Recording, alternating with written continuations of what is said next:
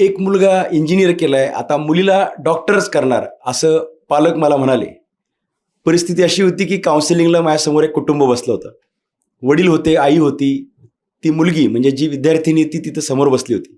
आणि पालकांचं असं म्हणणं होतं की 2 वेळा नीटची परीक्षा केलेली आहे, रिपीट केलेली आहे. आता तिसऱ्यांदा द्यायची का नाही, यासाठी आम्ही तुमच्याकडे आलोय. मी त्या पालकांना परत विचारलं की म्हणजे आजचं जे काउन्सिलिंग आहे, त्या काउन्सिलिंगचा मूळ हेतू काय? त्यांनी पुन्हा मला सुनावलं. मुलगा आहे त्याला इंजिनिअर केलंय, मुलीला आता डॉक्टर करणार आहे. काही जरी झालं तरी चालेल, पण तिने नीटची परीक्षा क्लिअर केली तर ती डॉक्टर आम्ही तिला करणार. ह्या दोन्ही वेळेस मी त्या मुलीकडे पाहिलं. दोन्ही वेळेस त्या मुलीचा चेहरा खूप पडलेला होता. कारण पालक बोलत असताना किंवा मुलगा किंवा मुलगी बोलत असताना समोरनं मी काउन्सिलिंग करताना त्यांचे बॉडी लँग्वेज आणि फेस रीडिंग करत असतो. त्या मुलीचा चेहरा पडला म्हटल्यावरती मी त्या वडिलांकडे दुर्लक्ष केलं आणि मुलीला विचारलं, "तू नीटची परीक्षेला 2 वेळा बसलीस. आता मला सांग, तुझा न आवडणारा विषय कोणता?"